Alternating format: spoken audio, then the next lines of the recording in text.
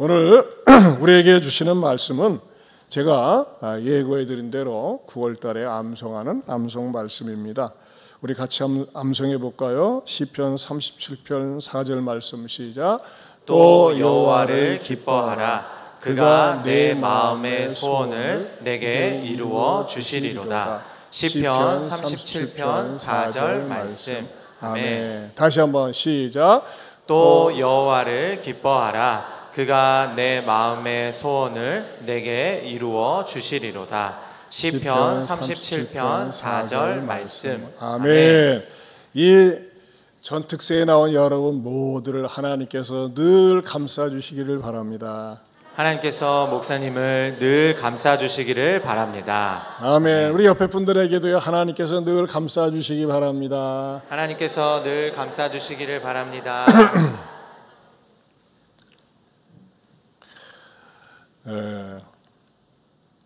여러분이 사람들을 만날 때 내가 굉장히 좋아하는 사람, 내가 굉장히 존경하는 사람 만나면 마음이 어떨까요? 마음이 좋아요. 그렇죠? 가슴이 두근두근하고, 또 내가 사랑하고 좋아하는 사람이 말을 하는 건요, 무슨 말을 해도 달게 들려요. 그리고 내가 사랑하고 좋아하고 존경하는 사람이 무엇을 요청하면요, 어떻게 될까요? 거부할 수가 없어요. 왜 그렇죠? 좋아하기 때문에. 왜 그렇죠? 사랑하기 때문에. 근데 여러분, 저는요, 여러분들이 9월 한 달 동안 이 시편 37편 4절 말씀, 또 여호와를 기뻐하라. 그가 내 마음의 소원을 네게 이루어 주시리라. 이 말씀을 암송하고 새기면서 내가 하나님을 기뻐하는가? 여러분, 하나님을 기뻐할 때 신앙생활이 즐겁습니다. 신앙생활이 재미있어요.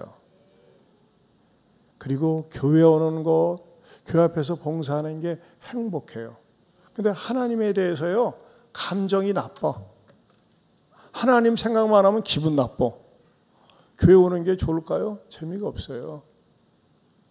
그래서 저는 이 새벽에 하나님께서 우리들의 마음속에 내가 여호와를 기뻐할 이유가 무엇인가? 한번 따라서 합시다. 여호와를 기뻐할 이유. 기뻐할 이유. 네, 우리가 하나님을 기뻐할 이유가 있어야 돼요. 근데 그것은 단순히 감정적으로 기뻐하는 게 아니에요. 여러분, 감정적으로 좋아하고 사랑하는 건요, 휘발성 같아가지고 오래 가지를 못해요.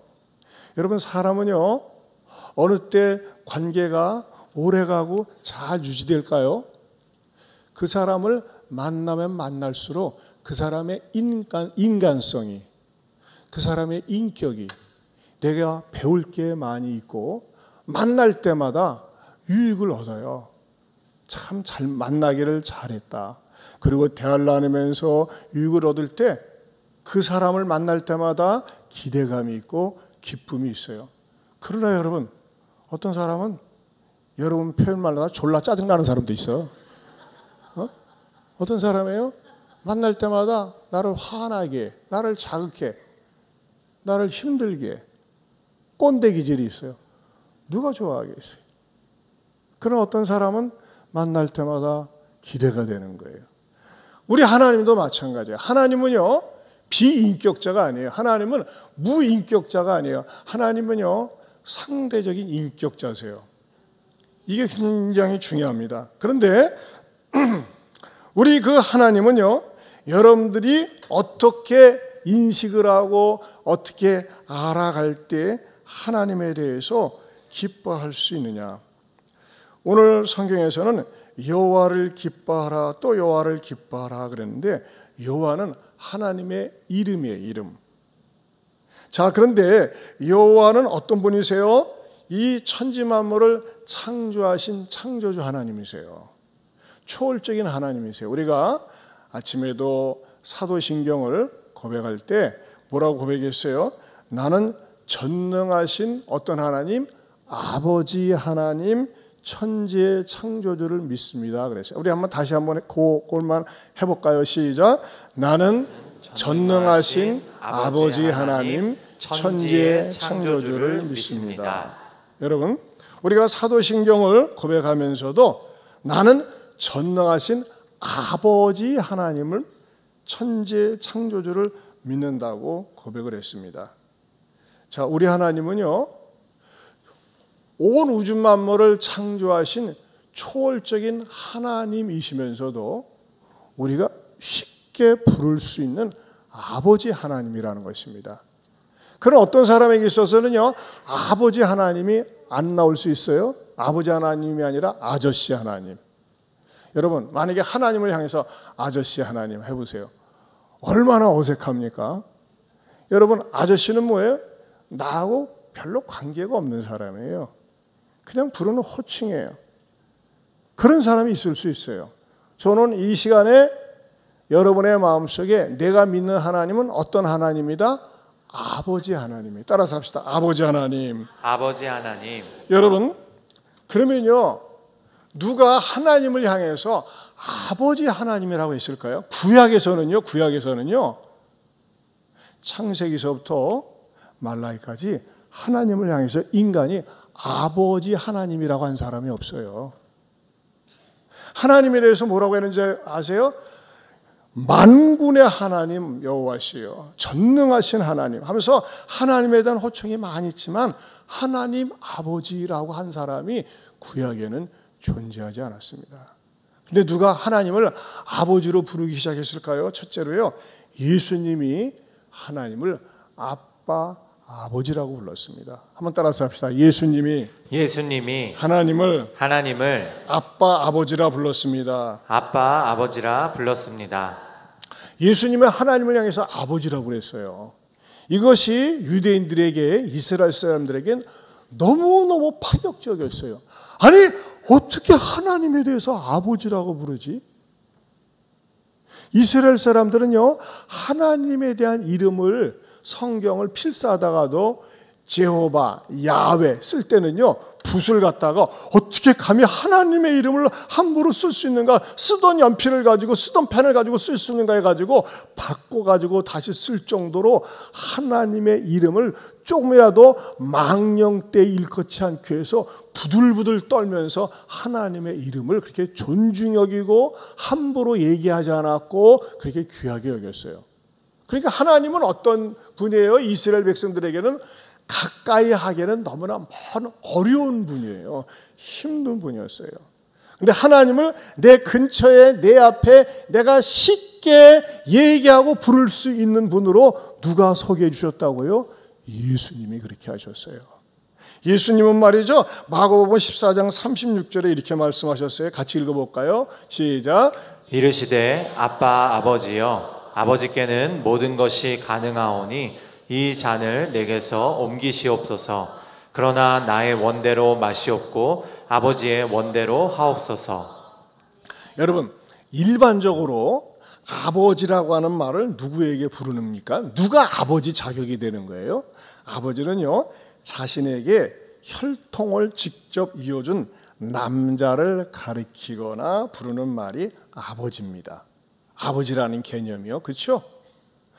예, 나 자신에게 오씨라고 하는, 박씨라고 하는, 김씨라고 하는 인간적인 혈통을 이어준 남자가 바로 아버지라고 하는 일반적인 개념이라고 하는 것입니다. 그럼 아빠는 뭐예요? 아빠는요, 그냥 아버지를 정답게, 정겹게 부르는 말이 아빠죠. 그런데 그 예수님 당시에 사용했던 아람어나 우리 한국 사람들이 쓰는 아빠나 거의 비슷해요. 아람어로 아바가 아빠라는 뜻이거든요. 그렇게 예수님은요, 어떻게 하셨냐면요, 하나님을 바르게, 하나님께 가까이 나갈 수 있도록, 부를 수 있도록 예수님께서 길을 열어놓으셨어요. 그렇게 사용하셨어요. 그리고 이 아빠, 예수님이 부르신 아빠, 아버지를 우리 모든 사람의 아빠, 아버지라고 부를 수 있도록 또 가르쳐준 이가 있는데 사도 바울입니다. 어떻게 했느냐? 로마서 8장 15절을 보겠습니다. 같이 봅니다. 너희는 다시 무서워하는 종의 영을 받지 아니하고 양자의 영을 받았으므로 우리가 아빠 아버지라고 부르짖느니라. 따라서 해봅시다. 아빠 아버지, 아빠 아버지, 아빠 하나님. 아빠 하나님. 예, 좀 어색하죠? 어른들이 아빠 하나님 하기가. 근데 성경에서는 그렇게 가르쳐주고 있어요. 심지어는 갈라디아서 4장 6절에 새번역 성경은 이렇게 말씀하고 있어요. 보겠습니다. 그런데 여러분은 자녀이므로 하나님께서 그 아들의 영을 우리의 마음에 보내주셔서 우리가 하나님을 아빠 아버지라고 부를 수 있게 하셨습니다. 네, 여러분 개인적으로 기도하실 때요, 아니 뭐 공적으로 상관이 없어요. 거룩하신 하나님 아버지, 우리가 이 몸에 뵀죠. 거룩하신 하나님 아빠 해도 절대 하나님에 대한 호칭을 갖다가 그 품격을 떨어뜨리는 게 아니라는 것이죠. 그냥 우리는 익숙한 것이 하나님 아버지가 익숙해서 그렇다고 하는 것이죠. 이렇게 이 세상 어떤 종교 가운데서도 자기가 믿는 그 신에 대해서 아버지 하나님, 아빠 하나님 이렇게 호칭이 붙여진 종교가 기독교밖에는 없다는 것입니다. 이것은요, 우리들에게 얼마나 하나님을 쉽게 다가갈 수 있도록 길을 열어놓으신 호칭인지 몰라요. 그런데 이거 아셔야 돼요. 왜 하나님 아버지라고 할까? 하나님 아버지라고 하는 것에 대해서 불만을 품은 사람들이 하나님 어머니라고 하는 종교가 생겼어요. 요 밑에 있잖아요. 하나님의 교회.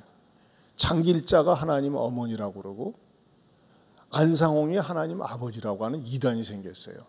근데 여러분, 저도 이 부분을 처음 설명하는 것 같은데 왜 하필이면 하나님 아버지라고 했을까? 이것은요, 두 번째는요, 아버지는요 은유적인 표현이라는 겁니다. 이 개념이 굉장히 중요합니다. 은유적인 표현. 여러분, 우리가 국어에서 비유법 가운데 뭐 많은 법이 있죠. 그 가운데 은유법이라는 게 있어요. 은유법. 은유법은 뭡니까? 애 있는 비다라는 거예요. 즉 뭐냐? 내 마음은 호수요. 이걸 갖다가 무슨 법이라고 그래요? 은유법이라고 그래요. 내 마음은 호수요. 어때요? 호수는 아니에요. 그러나 내 마음은 호수요. 이것을 갖다가 그냥 국문학적인 표현으로 은유법이라고 합니다. 우리가요, 하나님 아버지라고 할 적에 많은 사람들이 오해하는 것 중에 하나가 하나님을 남성적인 생물학적인 분으로 오해를 할 수 있다는 겁니다. 그러면요, 하나님을 남성적인 생물학적인 것으로 오해한다면 여성일 경우에는요, 그것이 여성 차별이 될 수가 있는 거죠. 그렇기 때문에 우리가 하나님을 아버지라고 부르는 이유는 그 하나님 아버지의 성이 남성이기 때문이 아니라 하나님께서 하시는 일이 아버지와 같기 때문이라는 것입니다. 자, 이 개념을 여러분들이 이해하셔야 돼요. 우리가 부르는 하나님 아버지는 우리가 현재 가지고 있는 생물학적인 그 성에 있어서 남성이 아니라, 기능상의 성이 아니라 하나님께서 하시는 일의 성격이 아버지와 같은 일을 하시기 때문에 하나님 아버지라고 부른다는 것입니다. 그래서 하나님 아버지 하면 무슨 의미를 담고 있다고요? 은유적인 의미를 담고 있다는 겁니다. 여러분, 우리나라의 권유가에도 아버지 나를 낳으시고 어머니 나를 기른다 그랬어요. 그렇죠? 아버지가 실제적으로 나를 낳습니까? 아니에요. 근데 아버지 나를 낳으시고 어머니 기른다고 그랬거든요. 아버지는요, 하나님에 대한 직유가 아니라 은유라는 것입니다. 사실 우리가 성경을 읽다 보면요, 이렇게 은유적인 표현들이 많이 있습니다. 그러나 중요한 것은 뭐냐? 우리가 하나님 아버지라고 이야기할 때, 하나님 아버지라고 부를 때는 우리 하나님께서 어떤 일을 하신다고 그랬어요? 하시는 일이 아버지와 같은 성격을 가지고 하신다는 겁니다. 여러분, 건강한 아버지, 요즘 죄송하지만 나쁜 아버지가 많아. 나쁜 애비들이. 그러나 건강하고 좋은 아버지는 뭐예요? 자기를 통해서 자녀들이 주어졌을 때, 가정이 주어졌을 때, 아내가 주어졌을 때 무슨 일이든지 책임을 지고 목숨을 걸고 자기의 사명을 감당한다는 것입니다. 자, 그렇다면 우리가 믿는 하나님 아버지께서 하신 일, 우리가 이번 특세의 주제가 큰일이에요. 큰일. 자, 그럼 하나님 아버지께서 하신 가장 큰 일이 뭘까요? 세 번째로는 따라서 합시다. 아버지의 가장 큰 일은, 아버지의 가장 큰 일은 누구를 보내주신 것이다? 예수님을 보내주신 겁니다. 여러분, 이건 기독교 진리에서 가장 중요한 사건이요 내용이기도 합니다. 여러분, 우리가 믿는 하나님은요 온 우주 만물을 초월해 계십니다. 지금도 전 세계 243개 국가라고 합니까? 전 세계를 동시다발로 지켜보고 계시고 우주 만물을 운행하게 계시고 여기 앉아있는 여러분 모두의 마음을 알고 계시는 분이에요. 믿습니까? 이런 분을 갖다 뭐라고 그래요? 우리는 초월적 하나님이라고 합니다. 그러나 이 하나님은요 우리가 형상화할 수가 없어요. 눈에 보이게 이 하나님을 어떻게 묘사할 수가 없어요. 묘사한다는 것 자체가, 만든다는 것 자체가 뭡니까? 우상이에요. 그래서 하나님께서는 그걸 아시기 때문에 어떤 우상도 만드는 것을 허용하지 않았습니다.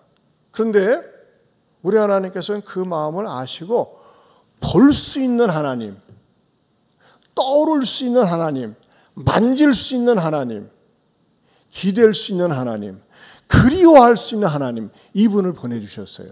그분이 누굽니까? 바로 예수님이십니다. 예수님은요 하나님의 아들로 이 땅에 오셨는데 처녀 마리아의 몸에 모든 사람과 똑같이 10개월 동안 어머니 뱃속에 갇혀 있으면서 그 기다림의 시간이 있었고 아기로 태어났고 청소년으로 또 청년으로 지내면서 우리 모든 사람의 죄를 위해서 십자가에 죽으시고 3일 만에 부활하셨어요. 이 예수님에 대한 이야기는 그냥 사람들이 종교적으로 이용해 먹기 위해서 만들어 놓은 신화가 아니라는 겁니다. 꾸며놓은 가상인물이 아니에요. 이 역사 속에 실제적으로 아기의 몸을 입고 이 땅에 오셨고 왜 오셨느냐? 우리가 직접 느낄 수 있고 심지어는요 만질 수 있고 생각할 수 있고 그리워할 수 있는 실제적인 실존 인물로 우리들에게 오셨다고 하는 것입니다. 믿으십니까? 따라서 합시다. 예수님은 실존 인물입니다. 실존 인물입니다. 여러분 생각을 해보세요. 만약에 기독교에서 무슬림이나 뭐 다른 종교처럼 그 교주에 대해서 얘기하는데 기독교에 대해서 성부 하나님 아버지에 대해서 가르치고 설교하고 막 찬양하고 노래하는데 예수님이 없다고 생각을 해보세요. 예수님 자체가 없어. 예수님을 보내지도 않았어. 그렇다면요 얼마나 기독교가 어렵고 율법적이고 하나님께 가까이 하기에는 너무나 먼 그런 종교로 남아있을 것입니다. 근데 하나님께서 하신 가장 큰 일이 뭐예요? 이 세상을 너무너무 사랑해서 우리를 사랑하셔서 하나님의 아들 독생자 예수님을 사람의 몸을 입고 이 땅에 보내주셨습니다. 그리고 그분은 바로 우리 모든 사람을 위해서 십자가에 죽으시고 나를 의롭다 하기 위해서 3일 만에 부활하신 분으로 이 땅에 오셨다고 하는 것입니다. 한번 따라서 합시다. 아버지 하나님이 하신 가장 큰 일은 누구를 보내주신 것이다? 예수님을 보내주신 겁니다. 자, 우리 전에도 몇 번 했죠. CCC에서 옛날 김준건 목사님 하신 것처럼 여러분들도 백문일답 또 한번 해봅시다. 하나님께서 하시는 가장 큰 일은 무엇입니까? 예수님을 보내주신 것입니다. 그냥 간단하게만 대답해 보세요. 왜 안 하는 사람이 있어요? 하나님께서 하시는 가장 큰 일은 무엇입니까? 하나님께서 죄를 구원하기 위해서 보내주신 유일한 분이 누구십니까? 예수 그리스도. 우리를 의롭다 하기 위해서 부활하신 분이 누구십니까? 예수 그리스도. 손 들고 하자고요. 이렇게 예수 그리스도를 딱 올리고 전에 다시. 하나님 아버지가 우리를 위해서 하신 가장 큰 일은 무엇입니까? 예수 그리스도. 우리를 너무너무 사랑하셔서 보내주신 분이 누구십니까? 예수 그리스도. 나의 죄를 위해서 유일하게 죽으신 분은 누구십니까? 예수 그리스도. 나를 의롭다 하기 위해서 부활하신 분은 누구십니까? 예수 그리스도. 왜? 3층은 하다 말어? 여러분, 더 놀라운 사실은요, 네 번째로 최고 큰 일은 무엇일까요? 최고 큰 일은 나를 위해 예수님을 보내주셨다는 겁니다. 따라서 합시다. 최고 큰 일은 나를 위해 예수님을 보내주셨습니다. 나를 위해 예수님을 보내주셨습니다. 여러분, 예수님을 하나님께서 이 세상을 사랑하셔서 보내주셨는데 그 예수님이 나하고 관계가 없으면요, 삶의 의미가 없다고 하는 것입니다. 예수님은요, 누구를 위해서 보내주셨어요? 나를 위해서 보내주셨어요. 내 문제의 답이 되시려고, 내 인생의 어려움 속에 찾아오셔서 해결해 주시려고, 나를 의롭고 선한 길로 인도해 주시려고, 나를 이 세상에서 쓰임받는 분으로 세워주시려고 나를 위해서 보내주셨다고 하는 것입니다. 한번 따라서 합시다. 예수님을 나를 위해 보내주셨습니다. 나를 위해 보내주셨습니다. 여러분, 늘 말씀드리지만요, 저는 모태신앙이에요. 교회 다닌 지는 오래됐어요. 한 번도 교회 품을 떠난 적은 없어요. 그러나 예수님이 나를 위해 십자가에 죽으시고 나를 의롭다 하기 위해서 부활하셨다고 하는 그 말씀을 내가 확실하게 믿기까지는요, 갈등을 많이 했어요. 방황을 많이 했어요. 그리고 허시탐탐 기회만 주어지면 너무나 내 삶 속에 지루한 것 같아. 매주 교회 나가야 되지. 틈만 나면 교회 나가야지. 어떻게 하면 교회를 떠나서 바람을 필까? 바람 피우고 싶은 욕망이 많이 있었어요. 교회를 떠나고 싶은 욕망이. 마치 버드란트 러셀처럼 말이죠.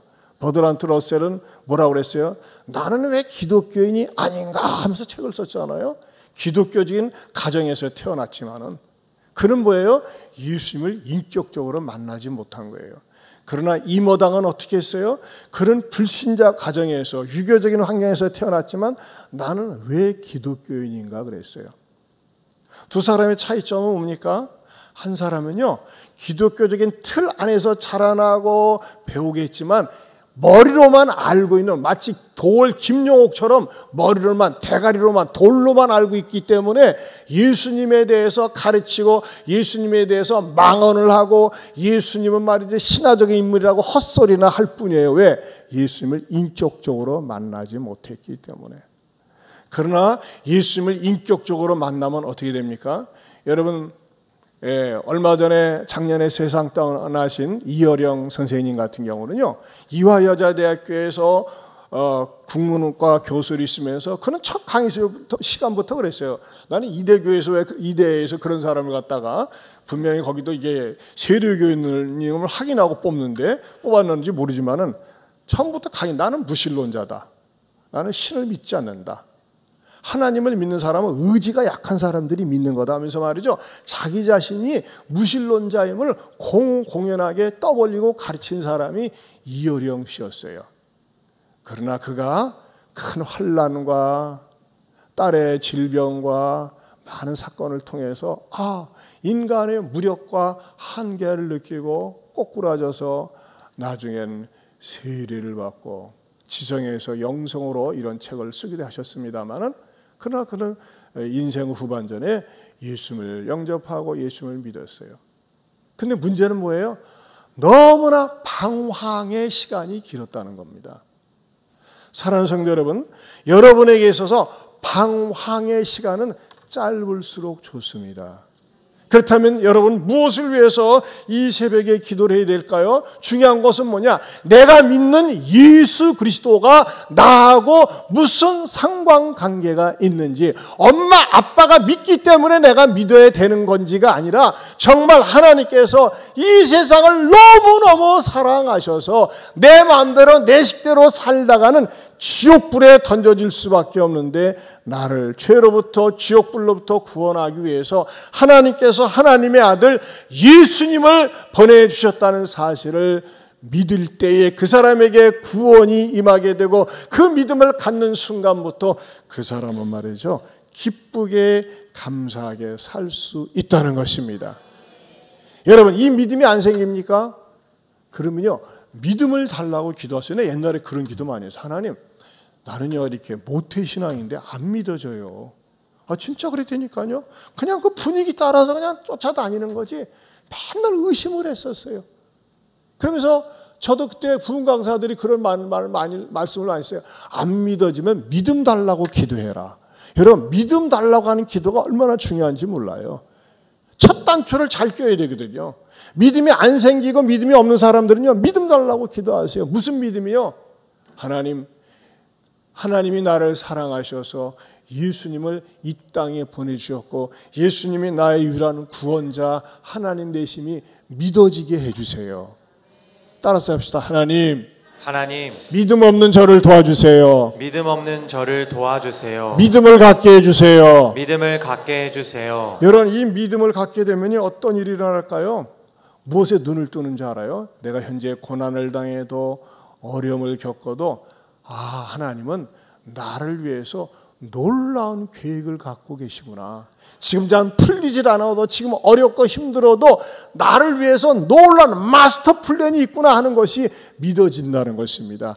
이 믿음이 여러분들에게 있기를 축원합니다. 저는요, 이 참 오래간만에 부르는 복음성인데 이 찬양을 참 부를 때마다 좋은 것 같아요. 아버지, 불러만 봐도 그 사랑에 눈물 나요. 나 같은 죄인을 사랑하시는 아버지, 온종일 울어봐도 감당할 수 없는 그 사랑, 그 크신 사랑을 어찌 말로 표현하리. 아버지, 내 영혼 깊은 곳에서 불러보는 내 아버지, 나의 아버지, 이 생명 다하는 그날까지 지키시고 인도하실 참 좋으신 나의 아버지. 우리 한번 가사를 깊이 생각하면서 부르겠습니다.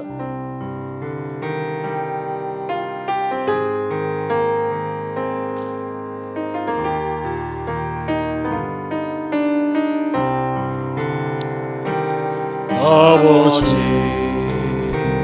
불러만 봐도 그 사랑에 눈물 나요.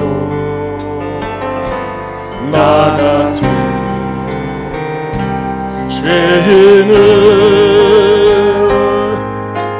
사랑하신 아버지, 온종일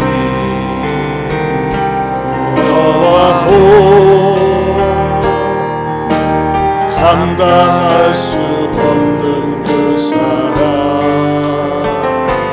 그 크신 사랑을 어찌 말로 표현하리. 아버지,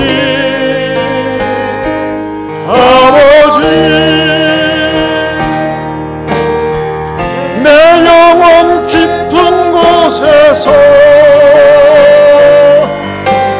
불러보는 내 아버지, 나의 아버지, 이 생명 다하는 그날까지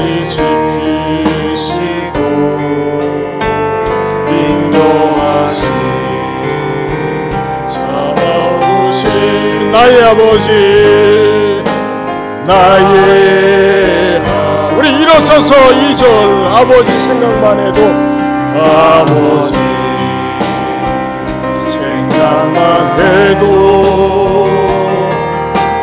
그 은혜에 감사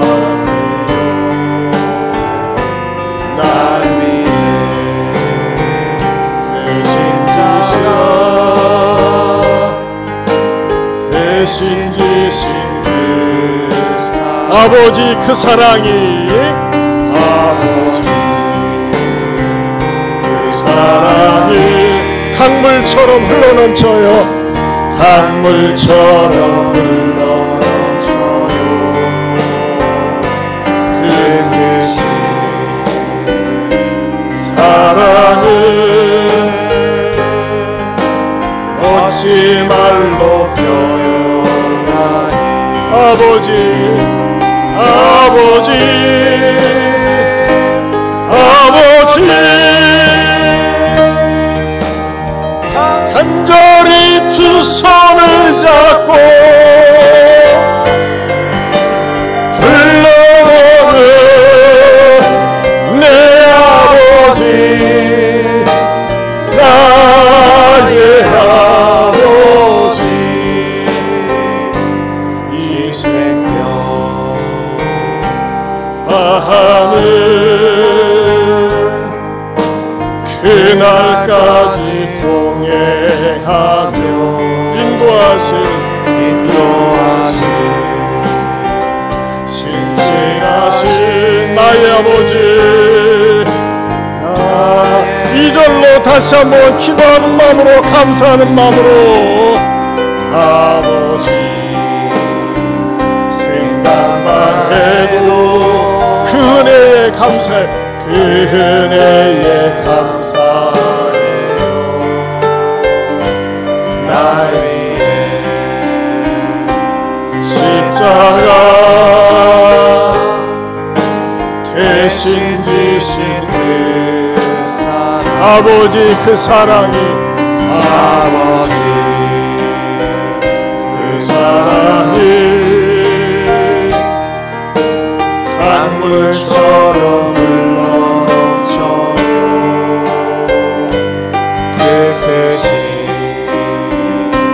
사랑을 어찌 말로 표현. 우리 두 손을 들고 아버지 아버지 아버지 간절히 두 손을 잡고 불러오는 내 아버지 나의 아버지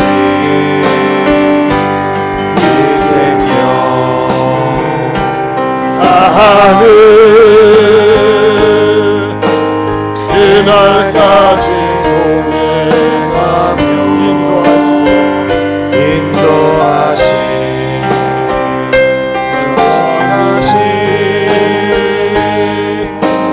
나의 아버지 아버지 아버지 아버지 아버지 간절히 두 손을 잡고 달려오는 내 아버지 나의 아버지 이 생명 다하는 그날까지 동행하며 인도하신 신실하신 우리 불 끄고 아버지 아버지 같이 불러 기도합니다. 찬양합니다. 아버지 아버지 아버지 아버지 간절히 두 손을 잡고 간절히 두 손을 잡고 불러오는 내 아버지 불러오는 내 아버지 나의 아버지 이 생명 나는 이 생명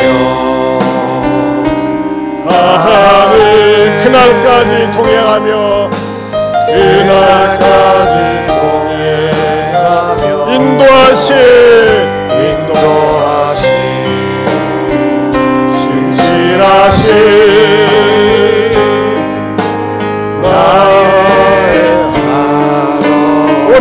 다시 한번 아버지 아버지 아버지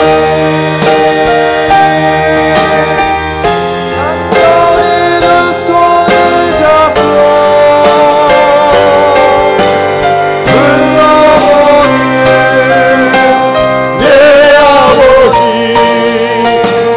나의 아버지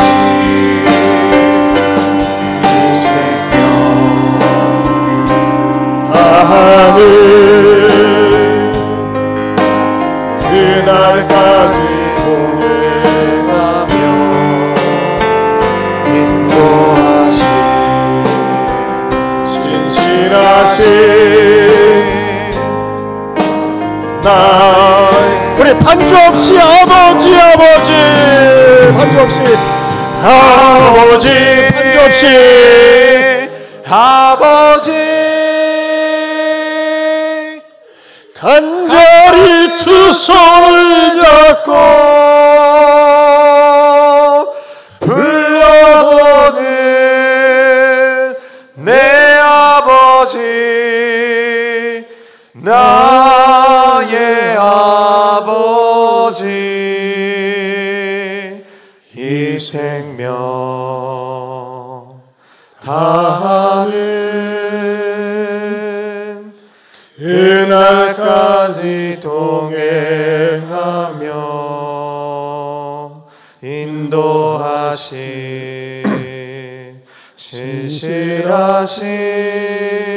신실하신 나의 반주 함께 아버지 한 번 더 아버지 아버지 간절히 두 손을 잡고 불러보는